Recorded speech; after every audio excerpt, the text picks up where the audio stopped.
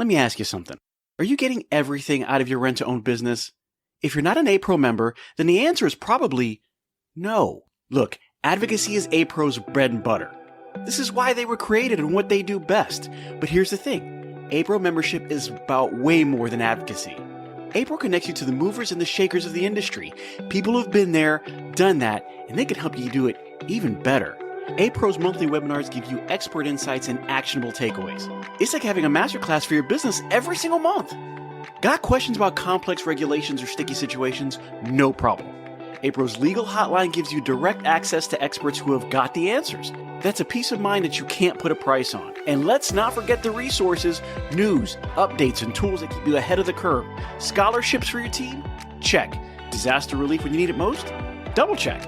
A-Pro is your ultimate support system in the rent-to-own world. So stop settling for less. With A-Pro, members get more. More support, more connections, and more success.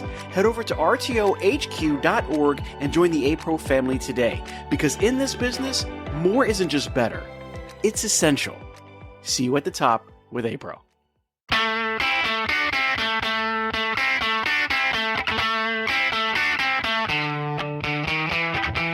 Hello, and welcome to the RTO Show.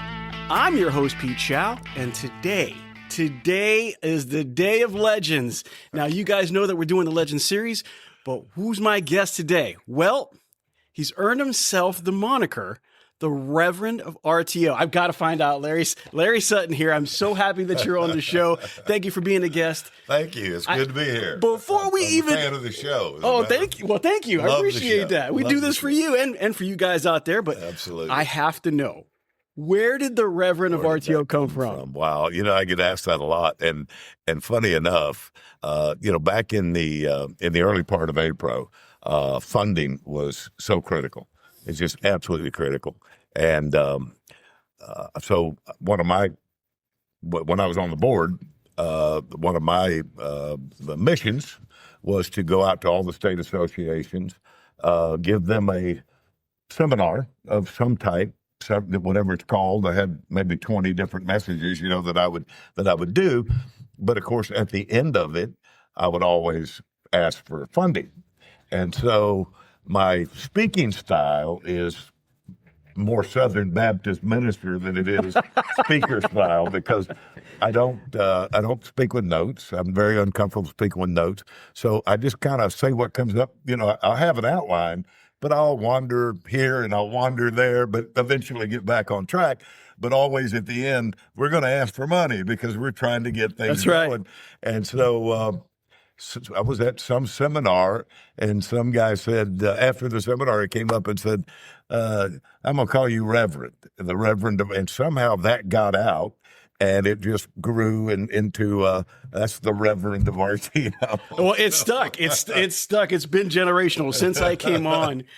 It's been there, yeah. and to say the least, you have a record of being able to control a room, being able to orate very well, get everybody involved, and at the end, I don't know, but maybe the sermon's done, sold, but it's good to have you on the show. Well, we raised a lot of money. Hey, we got to give that offer, Blake. Come on, you got to come up. Absolutely. So, as a legend, let's start from the beginning and kind of hit some course way through here. Perfect. You started at 15 with mom helping out slats. Now, this is a family thing. You have a family it's crazy because, there are a lot of people that I talk to in the Legends that we started this maybe from a family perspective or whatever, right? But not usually from, my uncle was somebody that was revered in the business. Then you become somebody revered in the business. Yeah. Then there's a guy named Adam around here somewhere who's revered. He's getting revered. He's cutting his teeth on it, right? He's kind of making his own way. Grew up in it. The whole family is, Tampa Bay.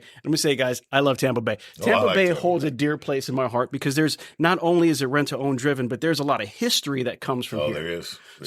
At 15, you guys start helping out slats. Yeah. How did that start? How did that transition from a 15-year-old young man to I want to be in this business? Well, what happened the year before we moved here, I had come out and worked the entire summer on a delivery truck. We were as a matter of fact, Joe Gazzo, you know Joe. I know Joe. Joe's dad was here from Mississippi because he was my Aunt Lois's nephew, and on her side, and then I'm Slance's nephew. So Joe and I get on the same truck, and that's how I met Joe Gazzo's dad, Frank. And we installed ACs. We did these window shakers back in the day where you cut a hole in the wall and install. So we did air conditioner installation together. He and I were on the same team, and we delivered appliances and different things like that. And so that was my first exposure to the TV and appliance world. It wasn't rent-to-own at that time. It was strictly retail. So the following year, my uncle called my mom and said, "Hey, my company's growing. I really need you to come and be a part of this and help me out in the bookkeeping and in the office." So we moved to Tampa, Florida from Oklahoma City when I was going into the 10th grade. And so at that point, I'm a lifelong employee of the family. And so I worked on a DCT program all through high school where I'd go to school half a day and then go to work a half a day. So it gave me the money I needed when I needed a car and when I needed to buy things or do things or whatever, because we didn't have much money around. We were reasonably poor. I didn't know we were poor, but we were poor. I think back then there was this thing that you just didn't know it because, our parents did everything they could to just kind of shield us from that. This is just life. I had no idea. Yeah, I had no idea. When we moved here, we actually got in a duplex, a 1-bedroom duplex. It was my sister already lived here because she had gotten married and had moved here. And it was my brother, my mother, and myself. My mother took the couch and gave my brother and I the bedroom. So we had we had our own room. We didn't know any better. Yeah.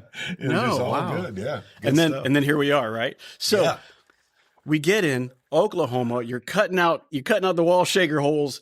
You're making a difference. Mm-hmm. Now, Slats didn't kind of go in traditionally to rent-own, right? He had an appliance business that he kind of started. Yeah. And can you help me walk me through that? I wish I had the ability to talk to him now. But right. What was the need that he saw at that point in time that he said, you know what, let me get in the business of supplying this to rent-to-own wise versus this way? Well, I'll tell you, because I know exactly how.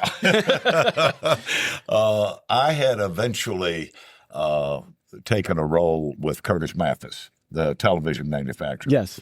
And I was the Southeast Florida sales manager for Curtis Mathis. Curtis Jr. was running the company at the time, and a brilliant guy. And they had two brands. They had Curtis Mathis, and they had, trying to think of the other brand. Rutherford was the other brand. Okay. Well, Willie Talley was running the Rutherford division because it was being made particularly for Color Time. One of the early Color Time guys, and they were making this brand just for them. It was the same TV, they just put a different name on it. And so Mathis realized that if they want to sell more product, they had to get more people into this new business of rent-to-own. And so Curtis Mathis was at the forefront of going out, talking to these retailers about opening up a rent-to-own division, and Slats bought right into it. He said, "I love it. It's fantastic. Let's do it." And so my cousins, his daughter Karen was our first manager in the rent-to-own, and it was a rent-to-own store inside of a store, and it was like Buddy Byright, and then over here was this rental division. And he started with that, and obviously, long story short, he eventually got out of retail and became one of the larger rent-to-own dealers in the country. But that's kind of how it all got started, was through that relationship with Curtis Mathis, and them really supporting the business. In fact, my role became with Mathis, going out and teaching my retailers how to get into the rent-to-own business and how to run it. Coming out of that, you start with the family because out of need, right? You come from Oklahoma, you get there out of need. Sure. You start working for Curtis Mathis and everything else that's going on. Right. Slat starts going in this direction. When did Larry say, this is what I want to do. Right. Because we didn't become RNR Tire Express overnight. There was actually a road that you went down that brought you to rent to own before this. Oh, absolutely. So absolutely. You're kind of showing everybody how the rent to own system is done, how you want to get it done. So then when did Larry say, you know what? I'm going to make this mine. Okay. I'm going to do this. And was there somebody that kind of helped you with that decision or make that decision? Absolutely. I'll tell you a story. I was actually visiting my dealer in Daytona Beach, a guy named Bill Ogle, who had a company. And he actually had a retail company called Westgate TV, which was one of the largest. He was one of the largest Curtis Mathis dealers in the country. And so I was over getting them started on their rental division, and he and I talked about doing it out of a different store as opposed to in the store, which we thought was a great idea. So I was working with him on that. We became pretty close, and so he was one of my big dealers. Well, Robert Mathis, who was a grandson of the founder of Curtis Mathis, was actually the Curtis Mathis dealer in Lakeland, Florida, and he decided he wanted to get out of the business and go into the investment world. So now I had an opening in the middle of the state, Lakeland, Florida. I needed to fill it. I was like, I got to have a dealer here. This is, So I went to Bill Ogle and said, hey, there's a Lakeland market is dynamite. We got to do it. I want you to be my dealer there. And so he thought about it, and he looked at me and said, well, why don't you and I do it together? And I said, well, what would that look like? And he said, well, I'll put up all the money. You do all the work. I'll own 51 and you own 49. And I said, Bill, I don't think so. He said, why? I said, 49 sounds kind of like a job to me, and I've got a good job. So here's what I'll do. I'll go ahead and do all the work and get it open, hire the people and get them trained, get you open. But I'm going to just stay where I'm at because I'm feeling good about that. He said, okay, if that's the way you feel. So we get the store open. I find a location. We get the build out done. I've hired the group. We get the grand opening going, and it takes off like a rocket ship. I mean, they're in line waiting to get these things. And so Bill hadn't seen it yet. We were open about 3 weeks, and he came to town, and he looked at everything. He just went, man, this is incredible. I love it. This is fantastic. So we go to lunch. We're sitting at lunch, and he says, what's keeping us from being partners? And I just looked at him, and I said, 1%. And it's a true story. He just looked at me and said, so if I tell you 50-50, you're in? I said, absolutely. I'll give my notice for it tomorrow. He said, deal. And we shook hands. And we actually, at that time, we became 50-50 partners. And it wasn't for 3 years before we ever did the paperwork. I think back then the power of a handshake was not what it is today. I think back then it was like you'd rather not go against that than to lose your word in front of somebody. Absolutely. That was kind of a standard in good business, But anyway, that's kind of how that started. And eventually, Champion grew to over 150 stores in the Southeast. I had 30 of those that were in my group, and we just over a 15-year period, we grew a whole bunch of stores and was having a great time and just enjoying the industry. And so that was kind of that was the original me in the rent-to-own business, and that was.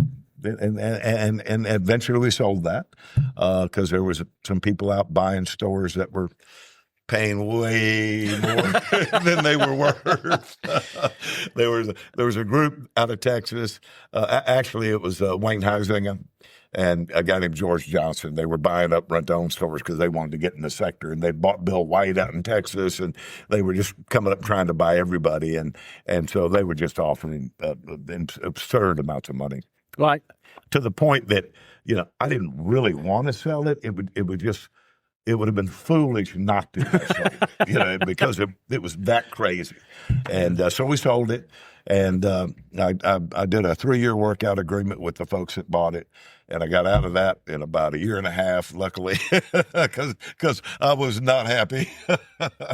Had people calling me I didn't know, telling me to do things, and I'd be like, I was not a good corporate guy. I'd be like, who's this? And you want me to do what? Why would I do that? I was very argumentative. I was used to my own, being my own boss. And so I didn't work well with other bosses. Well, I know the multipliers back then were a lot higher than they are now. Oh, yeah. I do know that. Yeah. I couldn't tell you all the numbers, but I can tell you I remember, through the Legend series that there are multipliers back then that we just don't see today. Right. But then the business was in a different course than it is today. Absolutely. I think there was a lot of coming about, a lot of earning your stripes back then as well. Sure. Let's take a quick break. Hey everyone, it's Pete Shau here from the RTO Show podcast, and I want to tell you about a company that's making a real difference in the rent-to-own space, Wow Brands. I've seen firsthand how they approach marketing. And let me tell you, it's not just about ads. Wow Brands builds complete digital ecosystems designed specifically for the rent-to-own industry. Their e-commerce and lead generation strategies are built to bring in qualified leads. And did I mention that they are actively working with the rent-to-own industry while also being members of APRO and TRIB? Listen, these folks are passionate problem solvers. They don't just slap something together. They design, build, and scale the kind of digital retail tools your business needs and your customers actually want. So if you're serious about growing, reach out to Wow Brands at wowbrands.com. I trust them, and I think you will too. You start late 70s. Mm-hmm. You're on your way to making this champion deal. Right. All the way through 1997. Right. How did you start at that point, and who helped you along on that trail? Well, my mentor, my original mentor in the business in general was Slats, of course, teaching me the business principles that he used in Buddy Byright. So I had a great mentor in that regard. Bill Ogle, after that, just had a brilliant mind as well in what people want and what they need and how to simplify it. And so I got to say, between Slats and Bill Ogle, I really had a couple of brilliant guys that got me there. When this opportunity came up, obviously I had to go have a talk with my uncle about, hey, I'm going to go into business with someone else. And, and secretly I was kind of thinking maybe he'll want to go in business with me instead, and I'll do that. But, we had a long talk, and I think he knew that he had a couple of sons and that where his business was probably going to end up was with them. And so I think he really just saw through all of that and thought, I know Bill Ogle's a great guy. You're in good hands. So you can, I'm happy for you. Go with my blessing. It was a really neat time for him to step up and do the right thing, as opposed to saying, what do you mean? You can't, right. You're not doing that. What are you talking about? Well, I think some part of, the legends that we get to talk about, the people who have been in the business this long and have lasted, they have these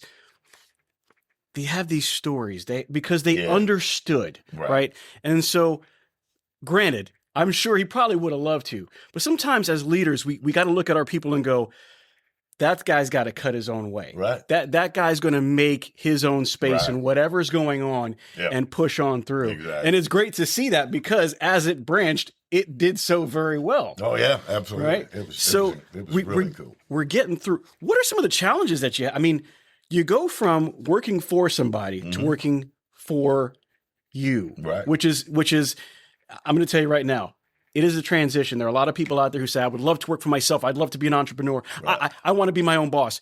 You're never your own boss. No. We always answer to the high and mighty customer. Exactly. They're the ones that hire and fire us. There's no such thing, But throughout that, there's that learning curve.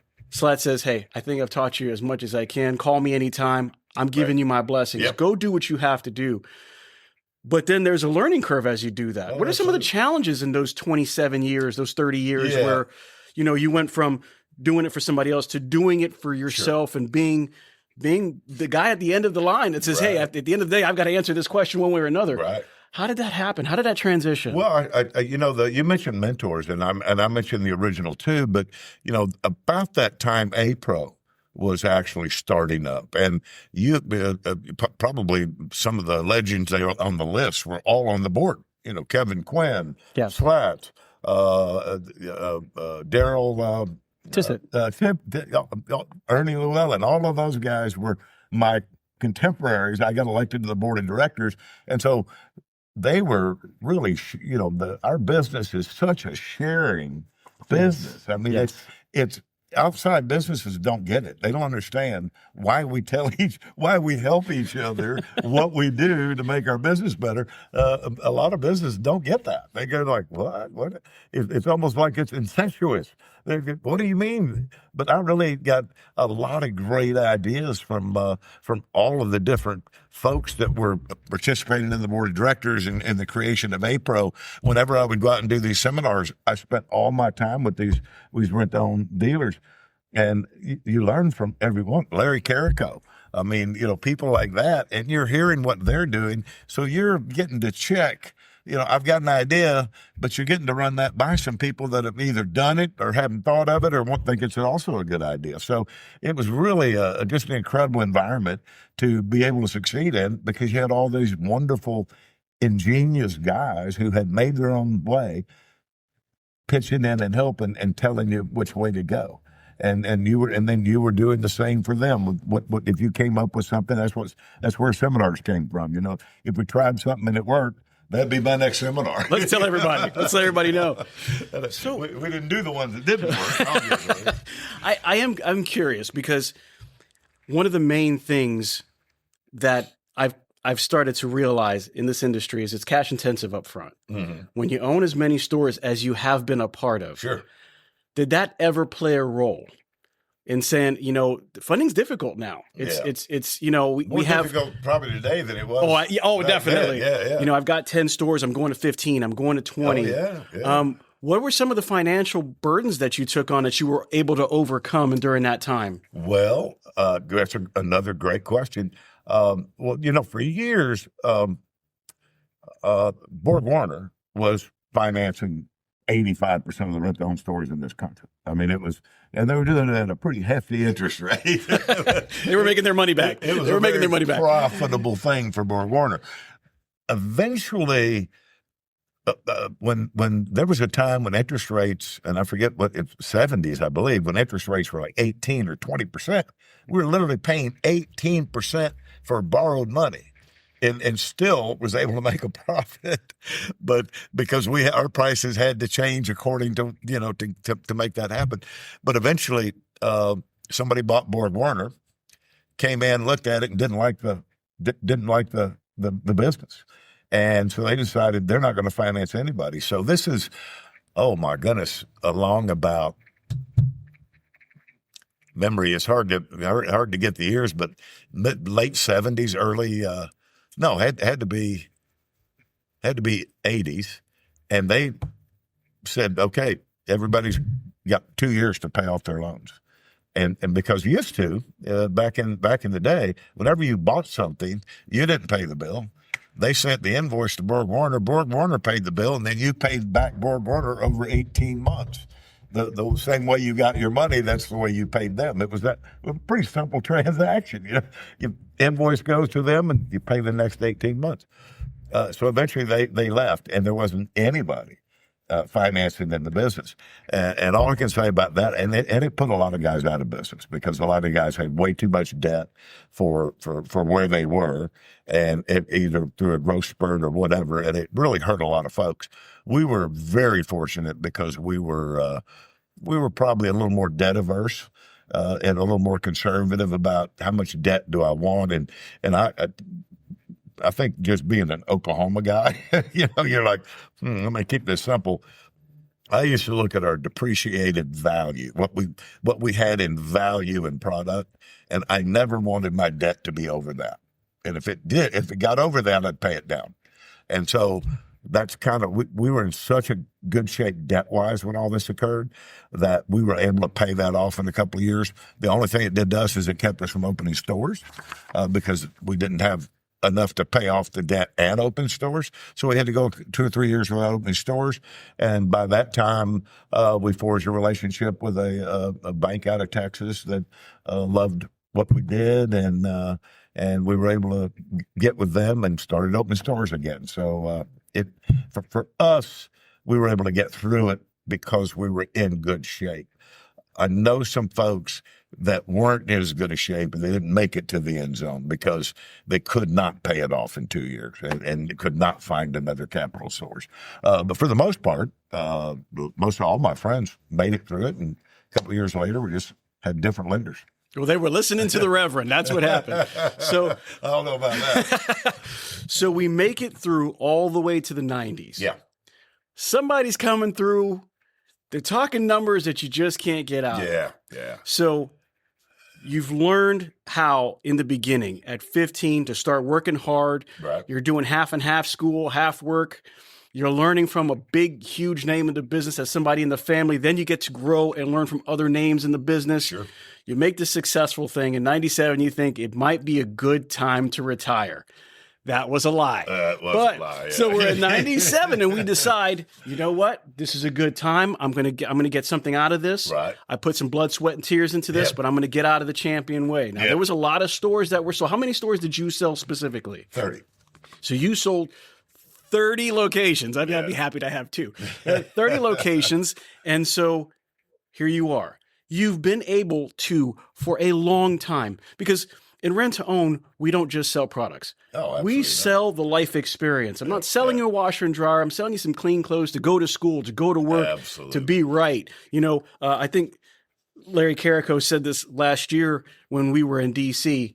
advocating on A-Pro at LegCon. Right. And he said, we don't provide refrigerators. We provide cold milk. Right. You know, we don't provide mattresses. We provide a good night's sleep. That would be Larry Carrico. So as we go along, and you're this. This is what you do. Right. You've accomplished this. Yes. Then you sell. Now you did say there was a 3 year. So there was the 3 years that you could not compete. We had a 3 year. I had a 3 year agreement. I became vice president of the Southeast region, and in the first 6 months, we opened 26 stores. There was plenty of money. There was plenty of enthusiasm, and it was like, you know, when you deal with Wayne Huizenga and George Johnson, it's like, just go do it. Just do what you got to do. We'll find the money. Don't worry about that. They could raise $100 million on 2 phone calls. Oh, I mean, it was crazy. But so at the first 6 months is some of the most fun I ever had in my life. We were popping stores up left and right and bringing on folks, and it was great, having a great time. And then something changed because what happened were they were buying a lot of people out without doing a lot of due diligence. I mean, it got kind of careless, not because of them, but probably the team. They just started. I've seen it. They wanted to buy more. And so they bought a lot of people that really weren't performing, including Renco. That in a final purchase, and we found things out that we had no idea before they bought them, and we were like in the field trying to make something out of these messes that we would run into. I'd go to a store, there'd be a truck in the back, and it was supposed to have $50,000 worth of inventory in it. What it had was $50,000 worth of junk that could not be reused, but they were calling it inventory, and so it was kind of crazy. But we just kept going at it. But eventually, the middle management started bringing in new people. Again, I hated being a renegade. It wasn't that I didn't want to listen to people in responsibility. The problem is, guy got hired a month ago, doesn't know anything about the business. He came from Wall Street or came from some other company and didn't really know what we were doing. And they were giving me wrong stuff to do, and I knew it in my brain. So I just kind of said, "No, I'm not going to do that because that's not a good part of that. I'm wasting my time doing that." And so I was just that kind of person that would say it. And I guess it didn't make anybody mad because they never fired me, but but eventually I kind of grew tired of the process and the constant leadership changes and the constant buying people that you shouldn't have bought or at least shouldn't have paid what you paid or whatever. And I was kind of getting tired of it and worn out because I was flying a lot and going to meetings that really weren't productive. And then Bill Morgenstern decided he wanted to buy them. And so I knew Bill. Bill and I had been friends for quite some time. And so he came in and got that deal done. And I went into great Bill Morgenstern story. is I went into his office for a meeting. Wayne Sutton was a good friend of mine. We're not related. Everybody asks her, "You guys brothers?" I said, we really are brothers, but we're not related. But Wayne Sutton, Brothers by another mother. yeah, exactly. Brothers from another mother, another Sutton mother, and so we were having our interviews with Bill, and so I went in to sit down with Bill. And we were all at this hotel. And I went in, and so. Bill said, "Listen," he said, "I got some great ideas of what I want you to do. And here's what I'm thinking." And I said, "Bill, hang on just a second. Hang on." I said, "Listen, we know each other for a long time. We like each other. I'd like that to continue." and I got to tell you, this last 6 months or 12 months of being in this group has just really not got me in a great mental place. And I've been flying to useless meetings in Athens and in Texas for about a year and a half. And I said, "And your office is in Erie, Pennsylvania. I don't really feel like I want to be flying to Erie, Pennsylvania for these meetings." And I said, "I'd be better. I think you'd be better off if I didn't come. And I know I will be." I said, "So really, that's what I'd like to do." And he sits back in his chair and he says, "Well, kind of disappointed. What do you want?"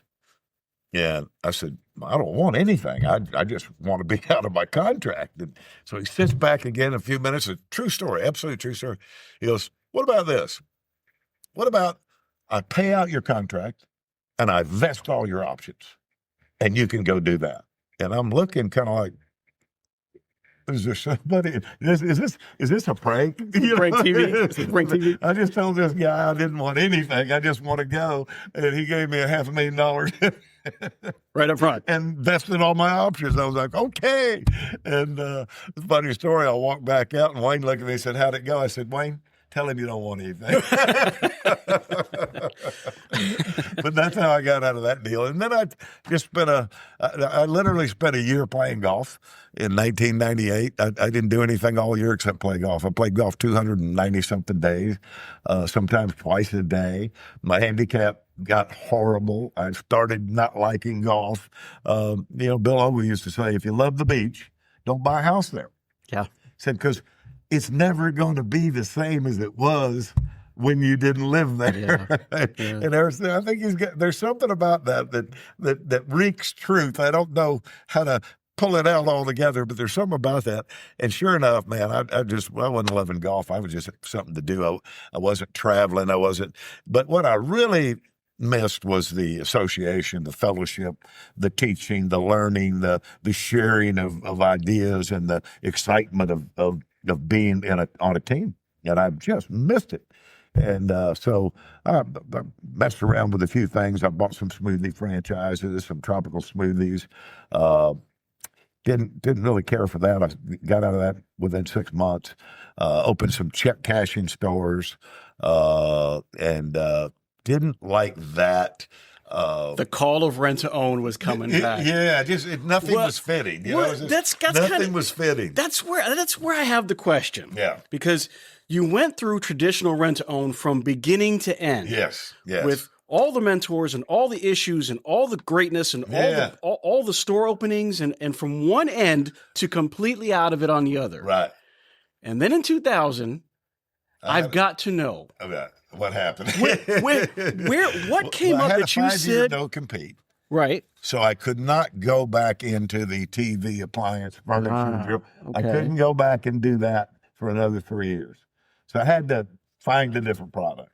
And so what led you to Wheels and Tires? That's what I want to know. How did you get to Wheels and Tires? I would love to tell you that my brain just was sitting there one day and I thought about that. The reality is I was in Atlanta talking to a guy named Dana Webster. Dana owned a company called it used to be who you'd call to find out if somebody's on the bad list or whatever. Teletrack? Teletrack. Dana was the founder of Teletrack. He also was the first guy he invented pay TV and sold that. So Dana was a pretty cool guy.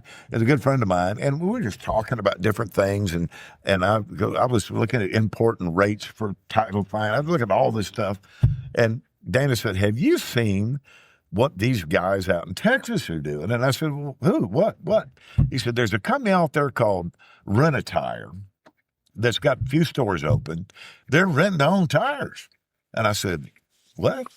Renting on what? Tires? Are you serious?" I said, First off, you got to get me to believe that, right? Exactly. I said, "Really?" He said, "Yeah." And I said, "Now that's interesting. That's interesting." So it wasn't a week later, I got on an airplane and flew to Texas, started visiting stores, looking around. And when I got there, I realized that, in fact, they weren't really renting on tires. They were renting on wheels. They were just renting on tires because you had to put tires on these wheels. Right. They weren't really in the tire business. They were in the wheel business. And I looked at it and I thought, this is intriguing. I mean, this is kind of cool. I like this. So I started looking at and researching custom wheels, and was looking at the trends, and the trends were like crazy. It was like, year on year, the custom wheels were getting more popular. There was a ton of rap stars back then. Oh, that was it. Rap was just coming out, and everybody was singing about rims. And we used to have a contest called Rapping for Rims. That's how it was really cool. And got some great jingles from it, as a matter of fact. But anyway, it became about that. And I just kind of looked at everything they were doing. I came back home and I couldn't get it out of my mind. I thought, yeah, that could be fun. So I said, that's what I'm going to do. I'm going to do that. And then I got to find out a way how because we could also take care of another problem, because in my research, I found out that all the traditional RTO customer types were literally buying used tires. They were out buying used tires for $30, $40, $50. They're paying $50 a tire for a tire that someone else is done with. So they're going and dropping $100, getting 2 new tires. They never have a decent set of tires on their car. And I thought, oh man, I could solve that problem. I know how to do that. So we spent a lot of time. We opened up, and I'm going long here, as I always do. But long story short, when we opened our doors, I mean, we had trouble spelling wheels, not much less how do we size them, how do we do. We had a big learning curve. So I opened a store closer to my office so I could go to the store every day and participate. And then at night I would go back to the office and write policy or write, programs or training manuals or whatever. And then the next day I would go back and try out some of the new forms and stuff like that. But literally, when we opened the door to that store, I'm telling you, there was a line out front. But while we were building it out, it was an old gas station. Just a little old gas station. And we kind of fixed it up and put these cool looking things in the front and made it look cool. And it was called Rent and Roll back then. And there were literally people standing in line when we opened the door. It was amazing. It was absolutely amazing. We grew in the first 90 days. It was the fastest growth I'd ever seen, faster than any traditional RTO store I'd ever seen. And I was like, this is cool. This is fun, And that was that first store. And then, we opened our second store and got the same results. And when we went our third store, and how it works, you get to that point, you're ready to do something else. So, well, I think that trend stayed with you. I'm providing something to give somebody what they need, right? Absolutely. Whether it be a great night's sleep, whether it be clean clothes, whether it be to be able to get online and do your business, right. Whether it be cold food, whatever the case is, right. Instead of that, now you're providing a way to get to work, a safe way to get from point A to point B if you want to take your family on a trip, whether you're going to school. Absolutely. And that kind of holds true to how you were able to get this beast off the ground, because now well, it's transitioned to be able to do that, and that's because we're of perseverance. We grew in wheels like you wouldn't believe. I mean, everybody wanted custom wheels back then. It was insane, and a lot of people didn't have the credit, the money, or the wherewithal to get it. So we were there, and we were able to take advantage of that. But for some reason, we weren't growing in our passenger tire business. We just weren't. The message wasn't getting there. That people were still buying used tires, and that was bothering me. You know, and I kept trying. Hey, let's try this display. Let's try this price. Let's try these things. Let's do this. Let's try that. And then it kind of came about that we kind of figured out that the reason we weren't really attracting the tire customer is that we were, I mean, in a traditional wheel store, you didn't show your bays. You just wanted your showroom to be all wheels. The only tires you had in there were the performance tires. So I tried to do displays for passenger tires and the whole bit, advertise the heck out of them. We just weren't making a dent in the passenger tire business. So we started at our meetings talking about, we got to find a way to do this. We got to find a way to do this. And it come to find out that in reality, the reason people weren't coming to us I was in a 7-Eleven one day. I had my Rent and Roll shirt on. And the guy said, "Oh, you're with the Rent and Roll group." I said, "Yes, sir. How you doing?" And he said, I'm doing great. And I said, he said, "Man, that's a cool concept." I said, "Thank you very much." I said, have you ever been in the store?" He said, "No, I haven't." And I said, "Why not?" He said, "I don't need wheels." I said, "Well, you need tires, don't you?" He said, "You guys do tires?"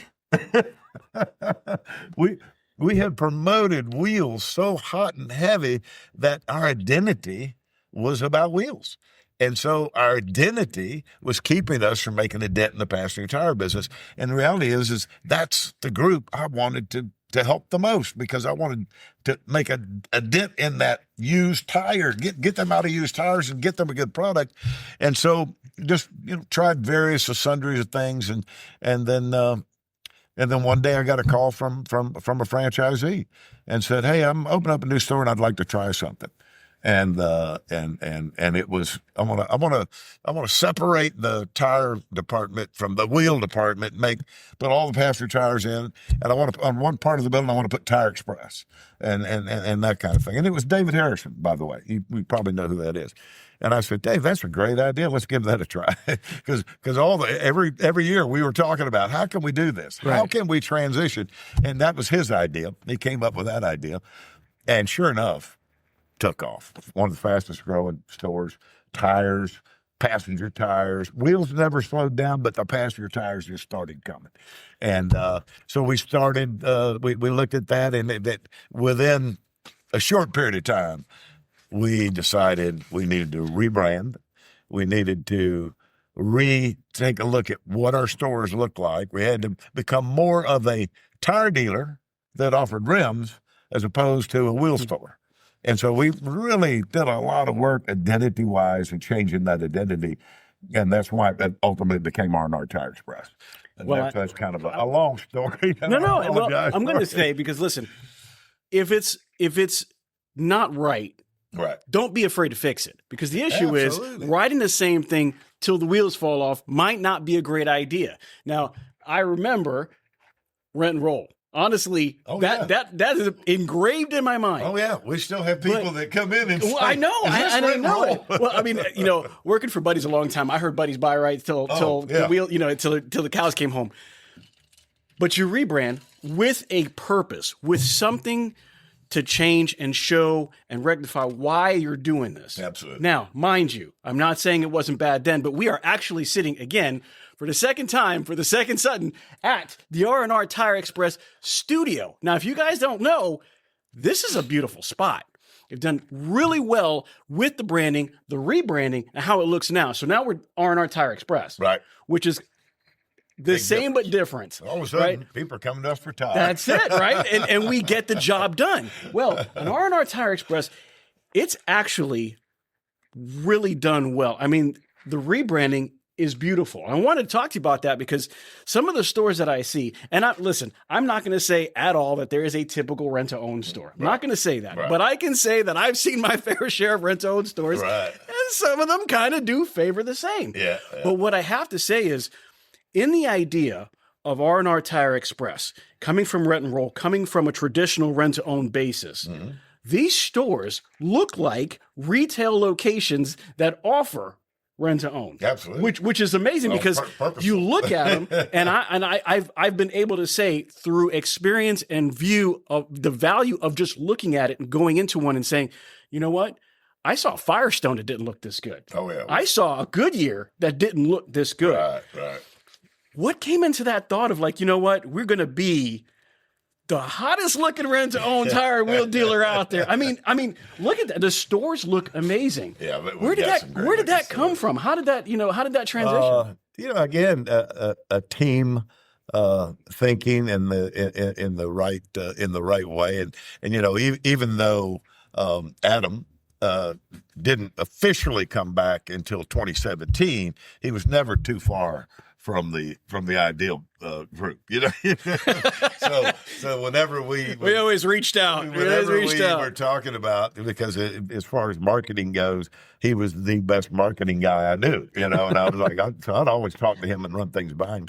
So even before he was here, he had an impact in a lot of that thought process and design stuff. His impact was still there, even before I badgered him into coming back. We did hear the story, but so you get the stores going, right? So we're at 2000. Mm-hmm. We're really starting to kind of make the dent in it. You start in the Tampa Bay area. Yep. So we're starting in the Tampa Bay area, and we're going through now. Even though you're doing rent to own, this is a different part of it. Okay. What were the unique challenges to a tire and wheel situation?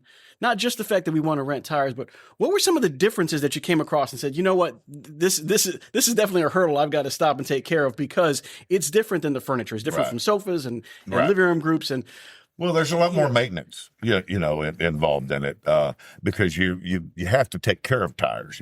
If you want tires to last, the way they should, you don't just put them on the car and forget they're there. I mean, you got to keep the air, pretty consistent, which is why we went to nitrogen refill all across the board to help that. Because when you're running nitrogen, you get more tire wear. You don't have to refill your tires; it'll hold your pressure. That's the main reason for nitrogen in tires. So we have nitrogen in every store. You have to rotate and balance those tires every 4,000 to 6,000 miles or every 6 months in order for them to not wear out quicker. That's the reason we include with every purchase lifetime rotate and balance, but for no additional charge. And when I say lifetime, life of the tire. So if those tires are on our customer's car for 3 years, they're going to have in that time 6 free rotate and balances or more. If they're driving more, but at least 2 a year, they're going to get 2 of those every year because we want those tires to last as long as they can. That creates the value that you and I both know when someone uses the rent-to-own transaction to buy something, they're going to pay a little more. So I believe, and I've always believed, it's up to us to make sure there's value attached to what they're going to pay for. So when you look at everything we include that other tire dealers charge for, we really feel like we're the best value in the tire business, even if they don't need to come in and make payments. We have a ton of people that come in and pay cash, for tires because they like our value. They like what we're offering for the price that we offer. So that's a part of the story. Well, I can tell you one of the things that I learned coming through this business was, there was a lot of people fixed on price point. It's a price point. This price point is this, and this price point is that. Right. And somebody one day came through and they gave me a book, and the first book I read was One Minute Manager because they made everybody read that. That's a good book. Yeah, that's a good book. So, that's one of the first ones. That's one of the first ones I read. Yeah, and so I learned that it wasn't the price point; it was the value for the price point. Absolutely. I wouldn't mind spending $1 million if I got everything I absolutely needed out of it, and I had a problem spending $5 for something that wasn't worth 2 cents. Yeah. So there was always that value to dollar ratio. If it's worth it, they'll pay it. Absolutely. And people don't want people will say they want the lowest price, but what they really want is the best value. They want the best value. They just haven't had anybody explain it to them correctly. Well, I want to bring this up because you say it so well. We've got this lifetime situation. We take care of the tires. We rotate them. We put nitrogen. We make sure that, for the life of the tire, they're good. Right. I wouldn't imagine you started out that way. No, of course not. So how did you get there? What did you go through to go, oh, you know what? We better start offering this. You know what? Nitrogen is a great idea, guys. And the more you learn, and that's one of the things I love about business is because you're in a state of constant learning. It never stop learning. And so that's part of any business growth is that, you get information, you go, oh, when nitrogen came out, we looked at it and I went, I wonder if that's true. We did the research, found out, well, yeah, it's true. In fact, that's why NASCAR, and NASA, aeronautic, they actually use nitrogen in airplane tires. And they were using nitrogen at NASCAR 35 years ago. Why? Because they didn't have to change the tires as often. That's less pit stops. They figured out the science. And once you look into that, you find out, say, that's a great value. We need to do that. And so you just put it in. And, automobile dealers today, if you go buy a new car and you go to leave, you'll see on their deal, nitrogen. Oh, I've got the green cap on mine still. It'll say $300. And you're like, $300? For nitrogen? Really? So how many tires do you think you had to go through to realize, hey, I need to put nitrogen in these tires? Was it a couple years? Oh, absolutely. Nitrogen didn't get into our package probably the first 10 years. But then as soon as it kind of started getting into the tire, we look at everything. I mean, just like you would in the traditional business. When you go to A-Pro and we go to a thing called CMO. And so that's where you find out what's going on with equipment, what's going on with in our business, we've got $100,000 to $200,000 worth of equipment in the garage that is important. It's important to be maintained. It's important to work properly. And you're dealing with people's safety here. So when you're taking tires off and putting tires on, you're dealing with taking care of people's safety. So you've got to have your game in the tip-top shape. You cannot be half-tailed about it. That's the kind way. Well, I mean, coming from traditional rent-to-own, there were the drivers, delivery guys, delivery techs, Absolutely. however you want to call it. Right. When I first came on, I was an account manager that delivered. It was just part of what we did. Right. The training has to be hugely different between saying, this is how you double carry a sofa, this is how you install a fridge, this is how you service a washing machine, and you double check it to make sure that the hose in the back is tight, because otherwise you're going to fill this place up and Sure. we got issues. Sure. How did the training, how was the difference in training for people who are doing deliveries versus, listen, this family's going to get on the road in about 15 minutes. Yes. And every bolt has to be right, and the tires have to be, even out. You're dealing with lives now. Well, right. So, how did that transition happen as from where you come from to where you are now, and the training courses and the obvious necessity of getting them to understand how important it is to get it right Absolutely. the first time? Absolutely. I mean, what did you have to go through? So in our industry, there are groups that focus on education. And one of them is TIA, and they even certify. Like if we've got all of our guys that start doing installs, and they get certified through the TIA process, meaning they go through the training, they get get their testing. We actually reward folks for every level of TIA they go through. They get a raise every time they hit a new level. And also today, we're actually taking it a step further, because we're actually having all of our people go through what's in the industry they know as ASE certification, which means they can literally work on that vehicle if they find if they are going to align something, they find that some bars are off or some parts are wrong or whatever. Literally, they're qualified to replace those parts. And so when you align, we started doing alignments probably 10 years ago, and we put it because we kept sending alignments. But maybe 60% of the cars would come in to get new tires, and we put them on the lift and find out they're not aligned. So for years, we were sending them to our best friend down the street to get them aligned. And eventually it hit home. It's like, why don't we just buy some alignment machines, do the training, and we'll do it ourselves? And so that's what we did. So now all the stores have alignment machines. Well, I think that's part of the entrepreneurial spirit. Sure it is. To say, hey, we have something here. Let's not only take the extra step. Right. Let's take 2 extra steps. Yeah. Not only we get our guys certified, but then give them the tools to do it the right way to make sure it's done and keep it all in-house. Yeah. So there's some, those are the, as you grow, and you go to all the shows, you get with other dealers, you talk, you see what other dealers are doing, pretty much like what APRO does. There's a lot of groups in the automotive world that are similar. They're not near as friendly with each other, though, as they are in the RTO business. They're great guys, but they don't tell you they're seekers. Yeah, well, talking about the other guys, there's been a lot of growth. So I know there's some competition. Yeah. Starting from 2000 to now. Yep. And help me if I'm wrong, over 200 plus locations? Right now, I think we're at 208 stores in 30 states. Before the end of the year, I think we'll probably be in 31 states and 2 countries. Oh, wow. As a matter of fact. Wow, that's growth. We've signed our deal we just signed a deal in Canada. So we're going to be opening up our franchisee in Canada. In the near future. So we're multi-country now. We're multicultured because we're multi-country. That's right. That's right. So out of all this, you come on young, you take on champion, you get out of it, you play a lot of golf, right? You get back into it with something that wasn't really mainstream here. It takes off. Sure. What would you tell somebody who's entering that entrepreneurial age in their lives, whether that be now, whether that be there in the 20s, whatever the case is? What's some advice that you could say, you know what, from the Reverend of RTO, this is what I would say I would keep in mind of, I would do, be mindful of this. Right. Well, there's just a few.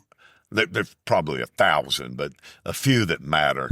One of the things I would tell everybody is one of the things that Slash told me early in my life, which really made me a believer in how successful I was going to be.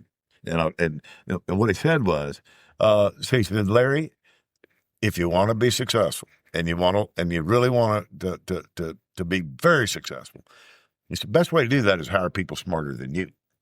And boy, I got off the stool at that minute, and I just was going to say hallelujah because everybody I knew was smarter than me at that point in time.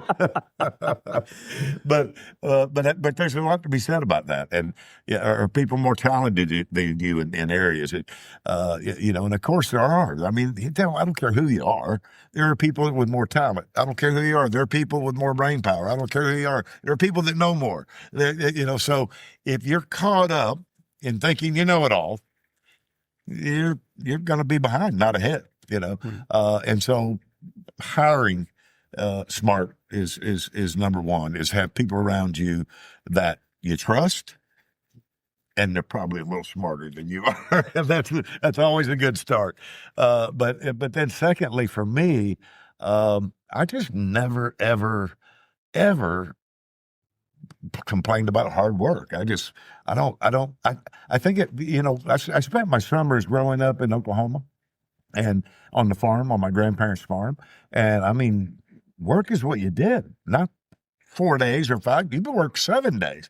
Every day you got up and went to the cotton field and you picked cotton, you pulled cotton, you did whatever they were going to do. And people say, what's the difference between picking cotton and pulling cotton?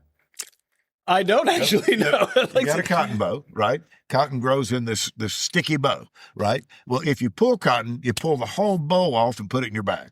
If you pick cotton, you pick the cotton out of the bow and put it in your bag. Now, when you pick cotton to the place where they buy it, they'll pay you more for it. Because it's already separated. They can skip a process. But man, when you pick cotton, your hands bleed. At the end of the day, your hands are just messed up. And every time they would decide to pick, I go, oh man, we gotta go pick. We gotta pick it. I want to pull it. I don't want to. But anyway, I grew up in that environment, and so you get up in the morning, you slop the hogs, you go out and milk the cows, you do all of this stuff, and so I think that experience was. After a while, it's not work. After a while, it's like, it's just what you do. I mean, it's Yeah. so you don't, I mean, my aunt used to drop me off on one row of cotton and say, okay, I'm going to have water for you at the end of row 8. So you got to work your way you go up and down, up and down, up, down. And then you go, oh, one more, I got to go up to get water. That's how I grew up. And so I think it just, it came natural, that working hard, because, again, work hard is just, if you don't, you're never going to be as good as you can if you're not wanting to work hard and you don't love working hard. I mean, and most people I know that are successful, they love work. They don't hate work. They're not disgruntled with work. They're enjoying work. And so I've kind of been in that mode too, except for that time I worked for those guys. So making sure that you surround yourself with people who have drives, smart people. Absolutely. That we can lead.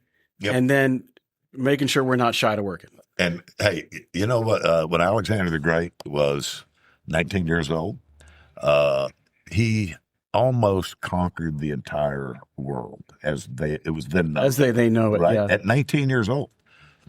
If you ever look at any of the pictures of the battles, where was Alexander? He was on a white horse leading his troops into battle. He was in the fight always, not up on the hill watching. So I think that's a good analogy of where you ought to be. Don't be afraid to get in there and get with the team and show them that you work just as hard as they do, if not harder. One of the things that I want to cover is that early on, you were able to see a need that needed to be filled. Mm-hmm. You were able to take that on, fill those needs, get Champion built up. You got out of it. Most people don't have the ability to see another thing coming. Yeah. If somebody wants to get into business, is finding that unique approach. I don't think that's an easy thing. No. How were you able to identify this, this area and go, this is an area that's going to grow? I know that if I put my all into this, not just because I work hard and not just because I know I can do it, because, sure. As entrepreneurs, you feel that way, regardless of where you stick me, I'm going to be successful. Right. But part of the success is also getting in where you fit in, right? Yep. There's a niche and there's an opening, and I see a problem, because that's also the entrepreneurial thing. That's also the rent to own way, right? We see an opening, we see something different and go, I can fill that need because there is one out there. Well, that's why the product line with rent to own today is much broader than it back in the day. It was washers, dryers, refrigerators. Right. So, well, there was core products because they were literally core products. Exactly. So you walk into the store now, they got furniture, purses, jewelry. I mean, they had all kinds of stuff. Right. Because there was a want and need outside those areas, and they added the product. So that's number one is, and where you're going with that is, how do you know? And in my case, I knew I wanted to do something using our methodology of transaction, or the lease to own transaction. And why? Because the people, the customers that I had known and met over the 20 years that we had Champion, in my mind, were just some of the most hardest working, deserving people I'd ever met in my entire life. They just awesome people that would have you in their home, or just they were just honest, and they were just hardworking, and they just wanted a better life, and they were willing to work for it and willing to pay for it. And I kind of fell in love with that customer. So I knew I wanted to work with that customer, but I was not able to do the product. So at that point, I was just looking for a product. I was looking for a product. And again, somebody had already started it. And so it was like, hadn't thought of that. Let me go look at it. And when I did, I went, I think this has some promise. And then again, you go back and look at trends, and anybody can go online and go, hey, tell me the wheel trends for the last 5 years. And then I saw that, it went here, then here, then here, then here, and it was like, this is getting big. I mean, when we the first store we ever opened, I think the most amount of wheels that were sold in any year at that point was maybe 10 million. Now 500, 600, 800, a billion. Oh, wow. in wheel. It just was. You can look. So there's always a place you can find. And today, I guess all you gotta do is ask Chat GPT. You just chat it up. Chat it up. What can I get into? I don't know how you get in touch with Grok, but I heard somebody the other day saying, "Ask Grok," and I said, "How do I find Grok?" Well,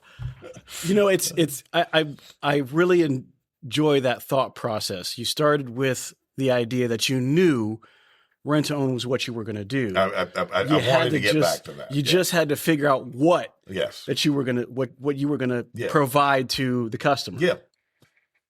That's a thought process I'm going to take with me. Yeah. Well, and if you even push that back to when I got into the business with flats, I grew up around the televisions, the appliances, all of that stuff, and I kind of learned about all of that and stuff. So I was kind of like, ooh, yeah, I get to stay with that. So that, stuff that I was already familiar with it and kind of liked it. My senior year in high school, true story, I sold every one of my teachers either a color television, appliance, or not furniture, but appliance or color television my senior year, every teacher. That's what we're talking about. Listen, guys, we're here with the Reverend of RTO, kind of just letting us know how he started, how he got there, and how he made it to be exactly where he's at with the Sutton name all over everything. RNR Tire Express just doing an amazing job. Larry, I'm very grateful that you took out the time to be able to talk to us today. I'm grateful that you took the time to be with me today. You're a pretty in demand guy these days. we are getting there. We appreciate it because you know why? It's listeners like you that help us out here and the rent to own aspect. We are doing the Legends podcast series. Again, legend, Larry Sutton, who's been doing it for years and years and years, probably forgotten a lot more than I'll ever know. But I've got to say, I thank you so much for being here. If you have any questions, please go online, hit me up at pete@the RTOshowpodcast.com. You can email directly. You can go online to the website at www.thertoshowpodcast.com, or feel free to hit up the DMs on Facebook, Instagram, LinkedIn, and where you're going to see this on YouTube. Now, we've also started branching out a little bit more on some other social media pages, but we're not going to push that yet till I get it all locked in. But if you guys have any questions, please let me know. I really appreciate you being here. I really love the branding. I love the direction. I love what you and Adam have done to it. Thank you. It's a complete pleasure to be here and have the conversations that we've had. Well, thank you. I've enjoyed myself. I really have. I love the business. Yes. That's why we're here. Yeah. Well, I will tell you guys, as always, thank you for being here, and get your collections low to get your sales high. Have a great one.